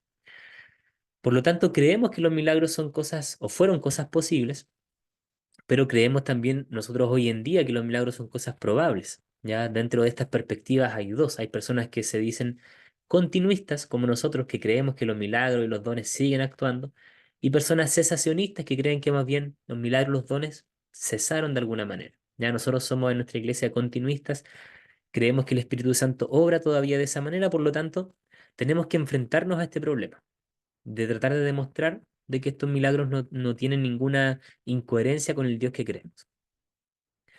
Primero hay que afirmar que, claro, los milagros hoy en día, ¿cierto?, son sumamente cuestionables. La modernidad cuestiona la existencia de los milagros porque nos basamos, como habíamos dicho, en un pensamiento más bien científico. Y lo científico tiene esta característica de que busca la repetición del evento para poder examinarlo. Y con el caso de los milagros, no los podemos repetir al antojo. Ya si Jesús sanó a un leproso, ¿cierto?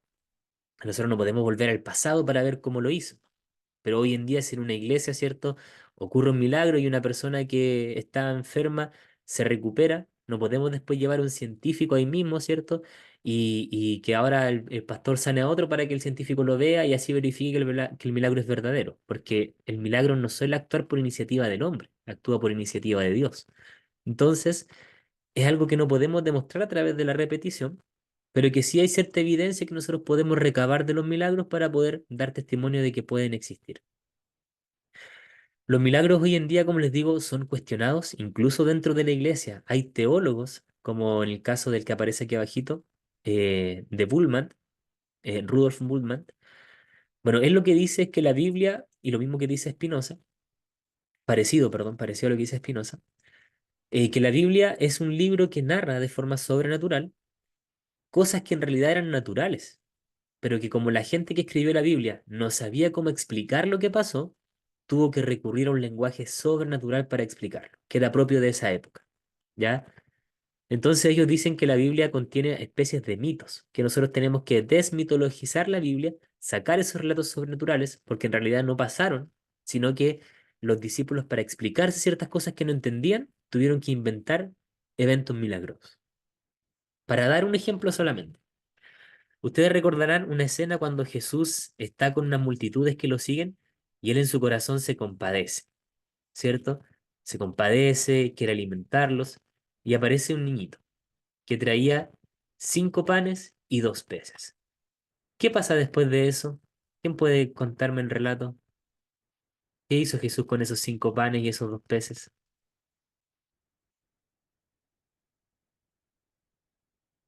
¿Los multiplicó? Exactamente. Eso es lo que narra la Biblia, ¿cierto? Un evento milagroso, la alimentación de los 5.000, que Jesús a través de 5 panes y 2 peces alimenta a una multitud gigante. Bueno, la interpretación desmitologizada que hacen algunos teólogos y estas personas, es decir, que lo que en realidad pudo haber pasado es que la gente cuando vio a este niñito que llegó con 5 panes y 2 peces, que era lo único que tenía, fue movida también a compasión y a solidaridad, y entregó también lo poco que ellos tenían. Y cuando se sumó todo lo que la gente traía, que era poco, se dieron cuenta que en realidad era mucho y que sobraba para alimentarlos a todos. Y los discípulos que miraron esto, ¿cierto? Desde fuera, lo tomaron como un acto milagroso de Cristo que hizo de alguna forma aparecer, ¿cierto? Los panes y los peces. Y ellos lo representaron como un milagro. Bueno, explicaciones así son las que ellos dan, ya porque ellos no quieren reconocer a través, cierto, del método científico la existencia de los milagros en la Biblia y dicen que son solamente un lenguaje mítico que usaron los discípulos para explicar ciertas cosas. Eso por un lado. Por otro lado, tenemos personas como Hume, muy cientificistas, empíricos, porque todo lo creen a través de los sentidos y la demostración. Creen que los milagros es algo que no pueden existir de ninguna manera. ¿Por qué? Porque dice que los milagros violan las leyes de la naturaleza y nuestra experiencia nos dice que estas leyes no pueden ser violadas, por lo tanto los milagros son imposibles. Y para dar un ejemplo súper simple que doy siempre. Si yo, por ejemplo, tengo la ley de la gravedad, ¿cierto? Y yo creo que la ley de la gravedad me dice que los cuerpos son atraídos hacia un centro. Tengo este lápiz. ¿Qué pasaría, hermano, si yo suelto este lápiz? Va a caer, ¿cierto? Eso es lo que diría Hume, porque la ley de la gravedad me dice que ha atraído al centro. Y si yo lo suelto, efectivamente, cae. Entonces Hume me diría a mí, bueno, demuéstrame que los milagros pueden existir y rompe una ley de la naturaleza. Entonces yo podría decirle, bueno, esperemos ahora, confiemos a ver si puedo ahora romper la ley de la gravedad. Y suelto otra vez el lápiz. Y no pasó nada. Podría pasarme, hermano, toda la noche lanzando el lápiz hacia abajo y siempre va a caer porque las leyes de la naturaleza, al igual que lo que dice Hume, realmente parece que no se rompen. Entonces, les pregunto a ustedes, ¿dónde está el espacio de los milagros? ¿Cómo podemos demostrar que realmente pueden ocurrir?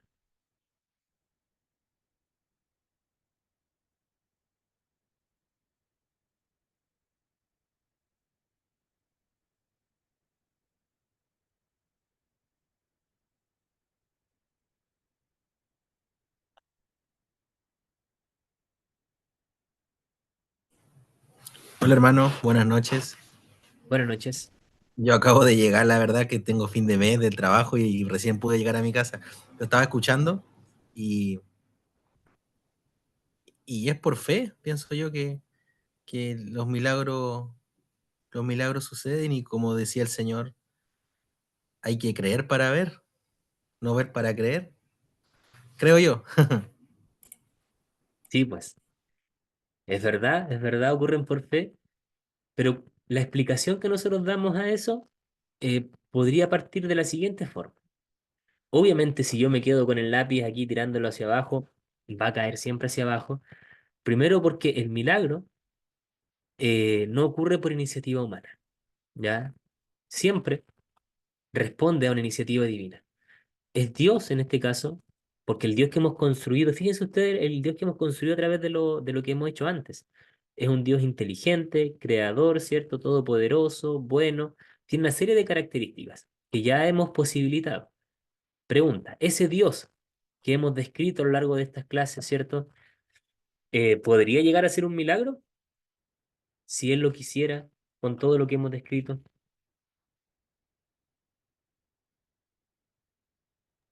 Sí, profe. Podría llegar a serlo, ¿cierto? Por lo tanto, de parte de esta iniciativa divina, nosotros creemos de que ese Dios puede realizar realmente un milagro en la medida en que Él estime que sea conveniente. Y para eso debe cumplir con ciertos criterios, ¿ya? Que son algunos que vamos a ver a continuación. ¿Cómo qué criterios? Tenemos que tratar de evitar algo que es interesante y es el tema de poner a Dios como un Dios tapa agujeros solamente. ¿A qué me refiero con eso? A que cuando hay algo que no entendemos, aludimos a que lo hace Dios, ¿ya? Eso hay que tratar de evitarlo. La existencia de los milagros más bien responde a un contexto singular por el cual Dios quiere intervenir de forma sobrenatural, pero por su propia iniciativa y en respuesta a un contexto específico, ¿ya? Por ejemplo, Dios obró de forma sobrenatural a través de Moisés porque había un contexto que necesitaba ese milagro, o sea, que Faraón liberara al pueblo de Egipto. Sin ese contexto, Dios no hubiese propuesto en su iniciativa hacer el milagro, pero necesitaba ese contexto para actuar. Lo mismo con Cristo. Cuando Dios envía a su Hijo, cierto, es porque es la plenitud del tiempo. No es un capricho solamente, sino porque está el contexto dado para que venga el Hijo de forma sobrenatural y lo envía a la tierra, cierto, y se encarga. Lo mismo, ¿ya? Si yo estoy con el lápiz todo el rato, no hay ningún sentido detrás de eso. Por lo tanto, Dios seguramente no se va a mover a favor para intervenir en leyes naturales para que yo cumpla un capricho, ¿cierto?, de que el lápiz flote. El día que el lápiz flote en una explicación de esta clase, voy a ser el hombre más feliz, pero probablemente no va a pasar, ¿ya? No va a pasar. Pero sí cuando hay un contexto, cuando hay, por ejemplo, hoy en día una cierta situación familiar que posibilita un milagro, ¿cierto?, a través de una enfermedad, Dios sigue actuando. Nosotros creemos eso. Pero para eso tiene que haber un contexto preciso y tiene que haber una iniciativa de Dios para actuar en base a ese milagro. Y considerando el Dios que hemos construido a través de los otros argumentos que dimos, posiblemente Él podría actuar, porque Él es diseñador, creador, ¿cierto? Y está por sobre las leyes que Él mismo crea. Eso también nos invita, de alguna manera, a poder ser cautos, ya con la existencia de los milagros y con cómo nosotros los consideramos, porque hoy en día es una palabra muy mal usada y los milagros en sí son mal usados. Hay personas que dentro de su iglesia, ¿cierto? ¿Se acuerdan ustedes? Hacían llover oro, supuestamente, cuando en realidad no era así. Hay gente que habla de sanidades cuando a veces no están todavía y profetizan y hablan muy a la ligera. Eso más bien entorpece, creo yo, la creencia de la gente. El milagro, como yo les digo, tiene un contexto, es parte de la iniciativa de Dios, y cuando es así, incluso puede ser rastreado científicamente. Nosotros estamos bien lejanos de la Iglesia Católica, pero hay algo que la Iglesia Católica realiza y es documentar ciertos eventos milagrosos. Ustedes saben que la Iglesia Católica tiene algo que se llama como la beatificación. No sé si lo han escuchado, beatificar.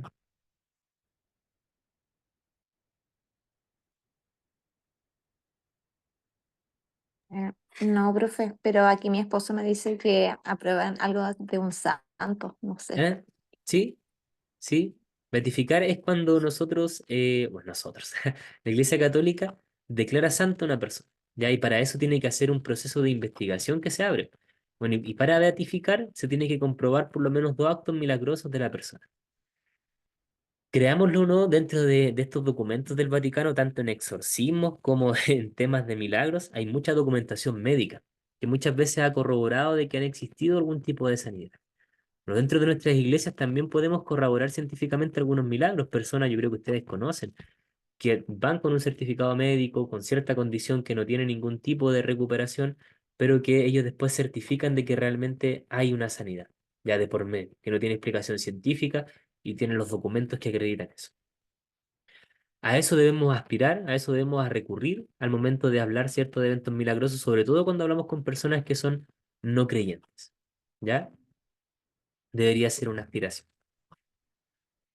Por lo tanto, podemos concluir que los milagros son parte relevante de la narración bíblica. Dice que revela la acción sobrenatural de Dios que busca comunicarse con el hombre. Siempre que Dios interviene de forma específica en esta revelación específica, se comunica con el hombre y eso ya es un acto milagroso, porque tenemos un Dios, ¿cierto?, que es no material, pero que se comunica con nosotros a través de ciertas formas sobrenaturales. Por otra parte, estos milagros son signos también que acompañan a la obra de los hombres de Dios, incluso al Cristo mismo. Nuestra narración, nuestro testimonio cristiano, también va constantemente acompañado a veces de actos milagrosos, por lo menos en Cristo fue así. Él anunciaba, daba discursos, ¿cierto?, enseñanzas, parábolas, y después mostraba a través de los milagros el poder de Dios, a través de estas señales que dice el apóstol Juan. Entonces eran cosas que iban de la mano y que tenemos que tratar también de respaldar. Eh, Eso como racionalmente, ¿ya? Es a lo que deberíamos aspirar para hablar con alguien que no cree nada de esto. Pero si podemos hacer el milagro, mucho mejor. Seguramente ahí van a creer más rápido. Pero como vemos, considerando el Dios que hemos construido a través de los argumentos, no es descabellado para nada pensar que bajo estas condiciones, ¿cierto?, Él pueda actuar de forma sobrenatural. Y de hecho sí creemos que ha sido la Escritura. Bien, pues hermanos, hemos pasado un recorrido bastante largo. Partimos, acuérdense, desde cero, desde la nada, construyendo la idea, ¿cierto?, de la existencia de Dios, después sus características, su bondad, el debate de la fe y la ciencia, los orígenes del universo, de la vida, del ser humano. Hoy día ya bajamos más a la revelación específica, ¿cierto? La Biblia, Cristo y los milagros.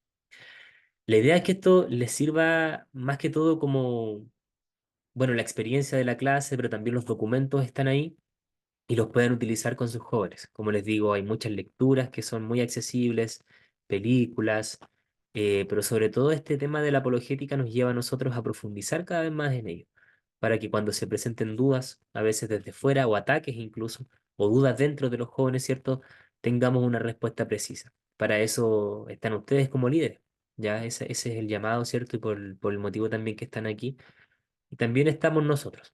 Piensen en mí como un hermano también. Si en algún momento tienen alguna duda, algo en lo que les pueda ayudar, cuenten con toda mi disposición y seguramente va a ser así con todos los profesores que vengan en el programa. Tomen eso, hermanos, como una despedida, ya porque ya terminamos nuestras clases. No sé si hay comentarios finales antes de ir cerrando. Profe, Profe, oh, ah, ¿Sí? profe, lo que usted comentaba por el tema de los libros que tenemos, por ejemplo, de la introducción a la apologética, Ujú. yo lo estoy usando con mis jóvenes en las reuniones de jóvenes, cuando me toca dar como estudios, cosas así.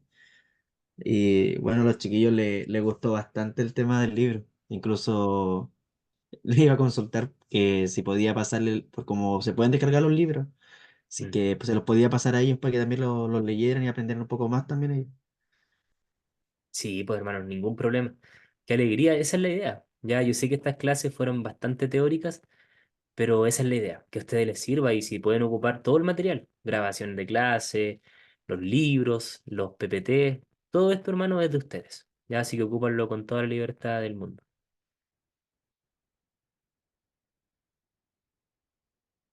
Hermana Paola, igual iba a decir algo.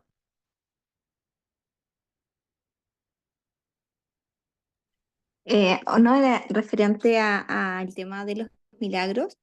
Ujú. eh, o sea, todos los milagros vienen de Dios. Buena pregunta. No, no, entendidos como milagros, no, porque si definimos milagro como una acción sobrenatural, no. Porque hay acciones sobrenaturales atribuidas a Dios, ¿cierto? Como el caso de la encarnación o sanidades. Pero también la Biblia nos habla de que ciertos espíritus, ciertos caídos, podríamos decir, malignos, pueden manifestarse también dentro de lo material. A veces vemos, no sé, que Satanás puede tomar formas o los ángeles pueden tomar formas, dar mensajes. El apóstol Pablo previene un poco eso, ¿cierto? Que aunque se aparezca un ángel de luz, y nos comunica otro evangelio, no tenemos que creer en él, bueno, esa aparición podría ser considerada un milagro, si definimos milagro como romper las leyes naturales. Entonces, entendiéndolo así, ¿no? Por eso, eso no lo dijimos. Siempre los milagros, aparte de todo, deben contrastarse con el contexto bíblico. Si hay un milagro que contradice la Biblia, ya sea en el contenido, ¿cierto?, de lo que enseña o lo que transmite, no lo debemos considerar como que proviene de Dios. Siempre el regulador va a ser Cristo y la Escritura. Gracias. Ujú. Bien, hermanos. ¿Algo más antes de cerrar? ¿Comentarios finales?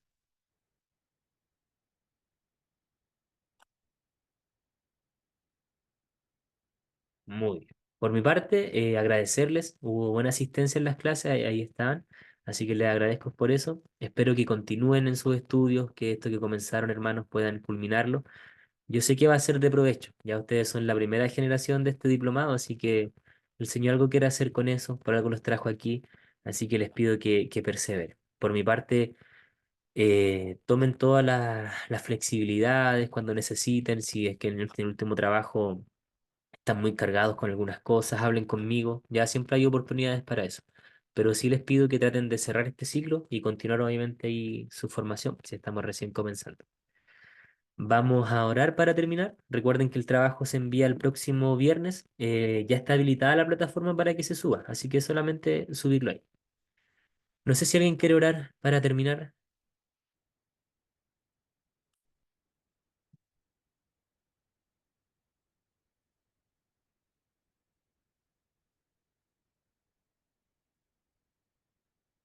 Cualquiera nomás, hermanos.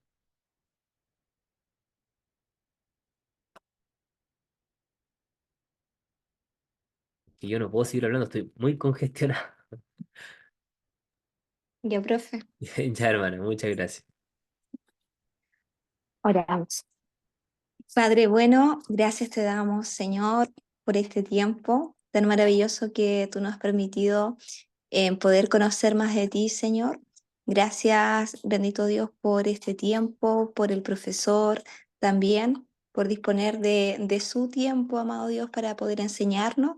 Pueda tú seguir dotándolo de mucha sabiduría, de mucho conocimiento, amado Dios, y que siga enseñando, bendito Dios, con el don que tú le has dado, poderoso Rey. Te pedimos, Señor, una bendición muy especial por cada uno de los jóvenes que están aquí también aprendiendo, que este sea un tiempo, Señor, de crecimiento en sus jóvenes, en sus iglesias, bendito Dios, que podamos ser de apoyo, pilares fundamentales, Señor, en las iglesias, bendito Dios, enseñando también de lo que tú nos estás colocando en nuestro corazón, bendito Dios. Rey poderoso, gracias por todo este tiempo, Señor. Somos ya bendecidos, poderoso Dios. Queremos en esta hora que nos despidas, Señor amado, en paz y en comunión. En el nombre de Jesús, amén. Amén. El Señor les bendiga, hermanos. Nos vemos. Cuídense mucho. Gracias, profe. Chao, gracias por Chao, que todo. estén bien. Gracias, Bendiciones, bendiciones. profe. Gracias. Hermano, Dios te bendiga. Igualmente, nos vemos.